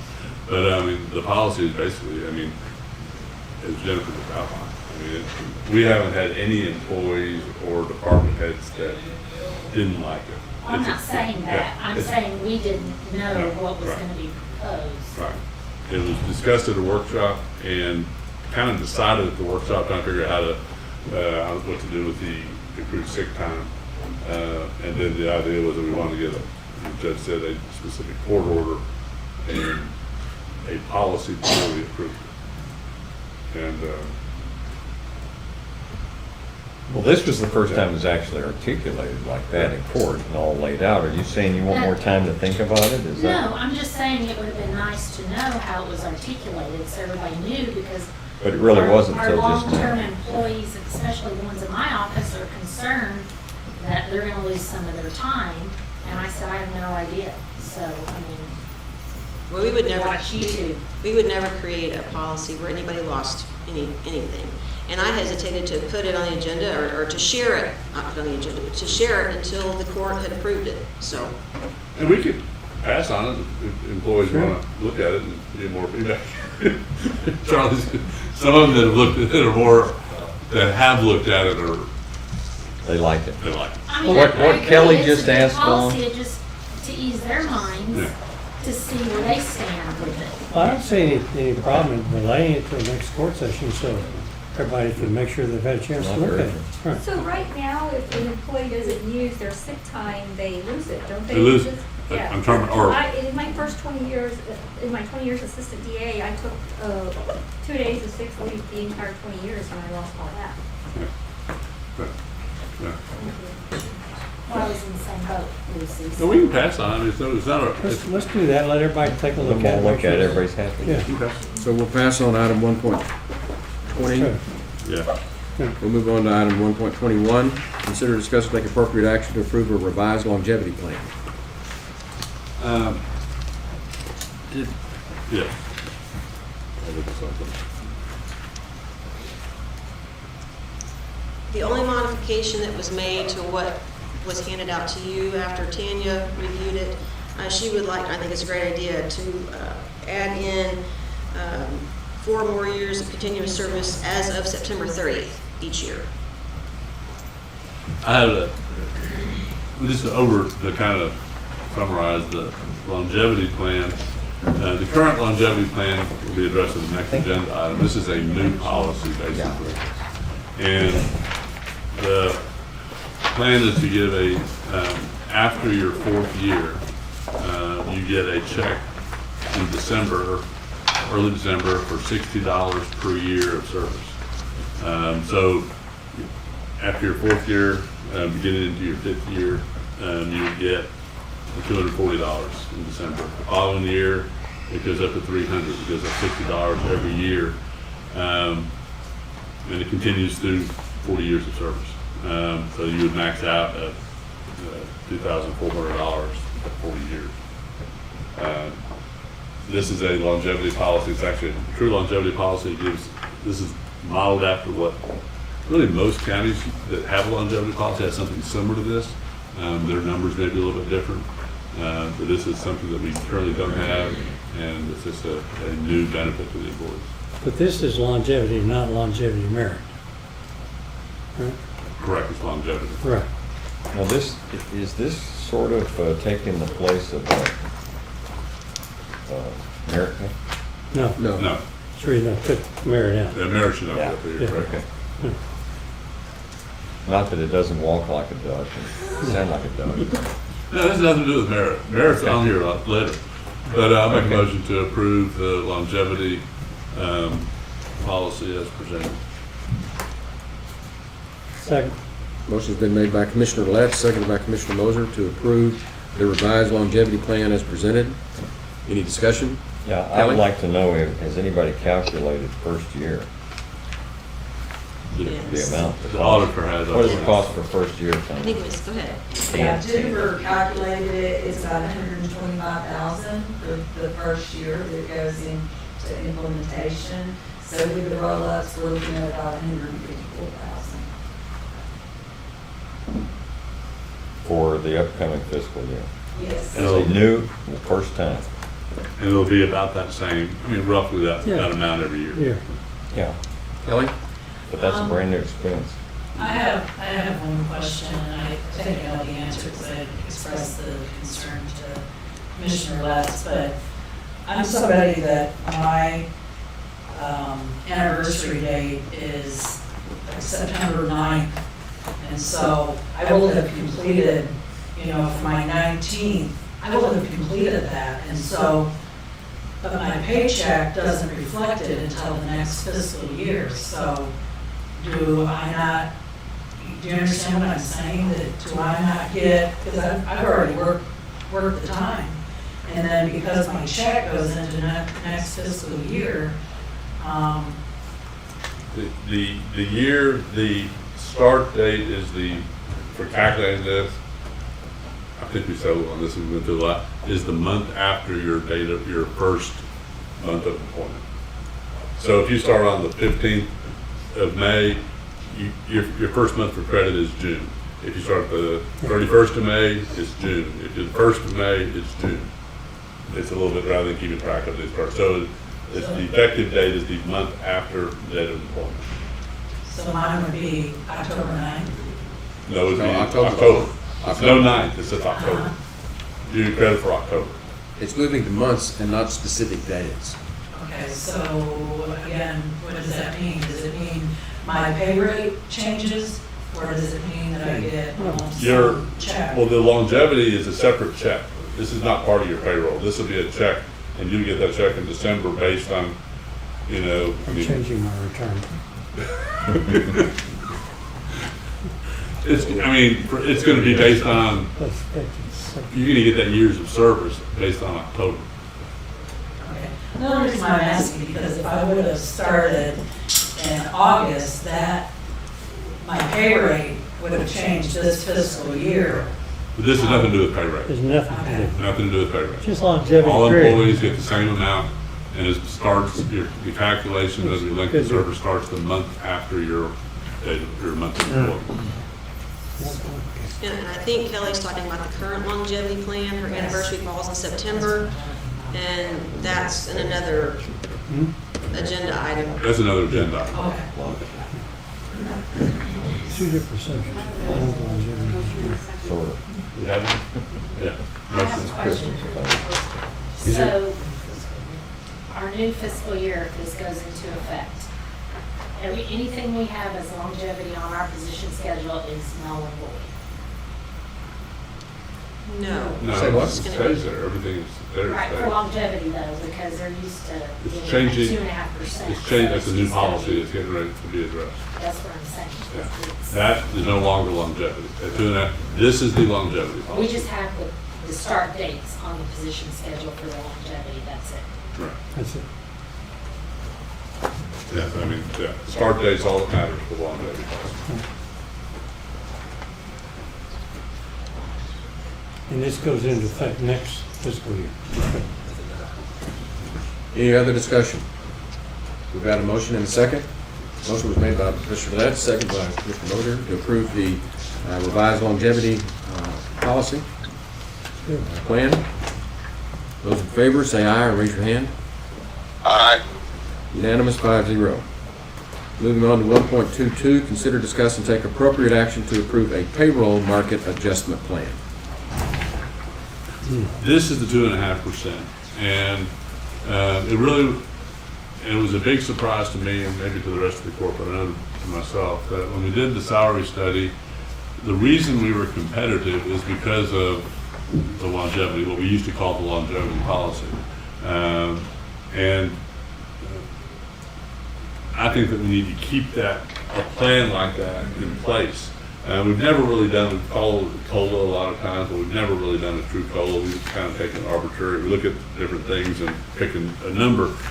So this basically, we call it a market adjustment plan, just because salaries do increase.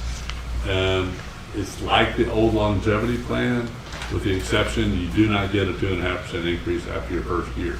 You get it at your fourth, and into your fourth year, 7th, 10th, 13th on through your career as an employee. One of the interesting things about this, when it came to the salary, so the average length of employment in Kerr County is 8.7 years, which is a lot less than I really thought. And that's, so this, is market adjustment is just like it says. It keeps us competitive and keeps our salaries in line with what we, have historically found. And my only question, will we still cap it after 20 years? There was talk in our meetings about not capping it. I don't know if a decision had been made. Tanya, did you look at how much, what the additional cost would be? I did. I think. I thought we did, and it wasn't. That was the That was longevity. Longevity was not a huge increase. My understanding is we were keeping the current grade and step just like it is. Okay. So cap it at 20 years. So it is capped at 20 years. Okay. Or step, 20 years. With that, I make a motion to approve the new market adjustment plan. I'll second. Motion's been made by Commissioner Letts, seconded by Commissioner Moser to approve the payroll market adjustment plan as presented. Is there any discussion? Any further discussion? Those in favor, raise your hand or say aye.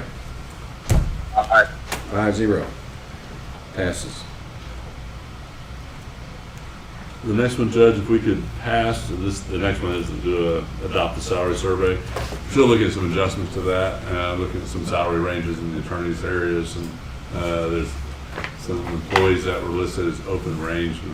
I'm talking to those department heads or elected officials to see if we can get everybody off of the open range. So we'll have two categories, exempt employees and those in second grade, and some exempt are on second grade also. But open range. How does that work? What distinguishes who's going to be on second grade elected? Well, no one's all elected. Is that what you just said? I said we're looking, that's one of the things we're looking at. There are a few exempt employees that are also on a step and grade, and we're looking at that. But the open range is the issue, and to be honest, I didn't know we had employees that were on open range. We're looking into it. We're just trying to get everybody who is not exempt on the step and grade system. Is exempt not elected? Is there some The other department category? heads are exempt. And most department heads are exempt. We would say all of them. And attorneys are exempt. All of our attorneys are exempt. I know the attorneys are exempt. So we have quite a few exempt employees, but we're trying to get in line with the IRS rules, what's exempt and what's not exempt, and making sure we're consistent. We might not even be doing that right. Is that what you're suggesting? We're just making sure we're just double checking. So we're not ready to take action on that yet. It'll be brought back. And for those of you that haven't discerned, we're trying to make things a little bit more standard and predictable, so everybody knows exactly where to stand. Let's move on to item 1.24, which is to consider, discuss, and take appropriate action to cancel the current merit pay policy. We currently have a policy that we. I thought we did that last. You got rid of doing it last. You got rid of doing it last time, but it's still a policy. And the policy as it's written doesn't work real well, and we need to eliminate that policy. If we choose to bring back a new policy, so be it. But the current policy this hasn't worked very well, and we're not and we didn't use it last time. So I make a motion that we cancel the current merit pay policy. Discussion. I'd rather see, instead of canceling it, change it. If we're going to change it, change it. Okay. But we tried to figure out how to do that. Well, but I still think merit pay is a good thing to have. We didn't last year just because of so many people, or from my opinion, getting so much COVID support, we didn't need to have other taxpayers pay for merit pay last year. Okay? But I think that there's nothing wrong with having a merit pay policy. We need to define it better. It's okay. But I don't go along with canceling it until we have something to replace it or think about it. So. I mean, I'm not opposed to bringing something back, but I don't like having a policy that we know is not working in place. We can always bring back a new policy in my mind. And I think that there are some I was talking to VA, Rookie, and, I think there is probably a need for some sort of merit policy. Yeah. But there needs to be, well, the current policy doesn't work. And it hasn't, nobody seemed real happy with it when we did it several years ago. Last year, we didn't do it at all. So my recommendation, I'd like a motion that I think I did already. You got a motion, and you got a second. Okay. And I'm not opposed to relooking at a new one, but the current one does not work well. The impulse is good, the idea is good. How to implement it in the structure that we have here was the hard part, and so. I agree. It just creates with trouble. We can always bring something back, but this has been a mess, and I think we need to do away with policy, but we can always bring something back better later on. Okay, we've got a motion by Commissioner Letts and a second by Commissioner Harris to cancel the current merit pay policy at this time. Any other discussion?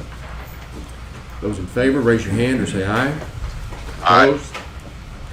3-1. 4-1. Excuse me, 4-1. Who was the dissenting vote? Me. Commissioner Moser. And, Let's go to. And I want to thank Tanya and Jennifer both. We're really working on all these policies. We talked all about it in workshops. I thought it was important that we had individual court orders so we can track what we've done, because these are some pretty significant policy changes. And I think overall it's a pretty good benefit and improvement in our benefits for the employees. Good. We have item 1.25, which is on our addendum agenda. Consider, discuss, and take appropriate action to accept the donation of $500 from a citizen to be added to the operating equipment line in item 10-642-569. Reagan Gibbons. Yes, sir. Just request, we received a donation of $500, and I wanted to, we didn't have a specific purpose for it, so I wanted to put it in our operating equipment line item. So I need to spend a little money in there to install a watch guard system when I get it that wasn't anticipated. I'll move for approval. Second. Motion's been made by Commissioner Letts, seconded by Commissioner Blue to approve accepting a $500 donation to be added to the operating equipment line item. Any discussion? Those in favor, raise your hand or say aye. Aye. 5-0. Okay, very good. Let's move on to the approval agenda. Pay bills.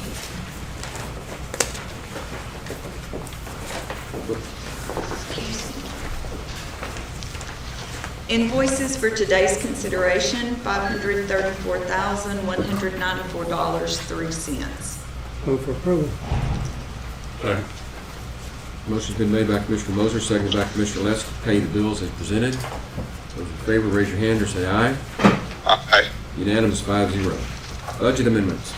Yes, we have 7 today, 4 are line item transfers within their department: animal control, human resources, county attorney, county court of law. The last 3 are the auditor certifying new revenue for the special response team in the sheriff's department, vehicle repair in the sheriff's department, and operating equipment in the animal control department.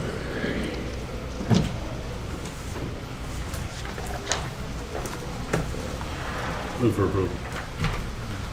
Second. Motion's been made by Commissioner Letts, seconded by Commissioner Moser to approve the budget amendments as presented. Any discussion? Those in favor, raise your hand or say aye. Aye. 5-0. Late bills. We have $1,982.95 for late bills. Move for approval. Second. And motion's been made by Commissioner Blue, seconded by Commissioner Moser to approve the payment of the late bills as presented. Those in favor, raise your hand or say aye. Aye. 5-0.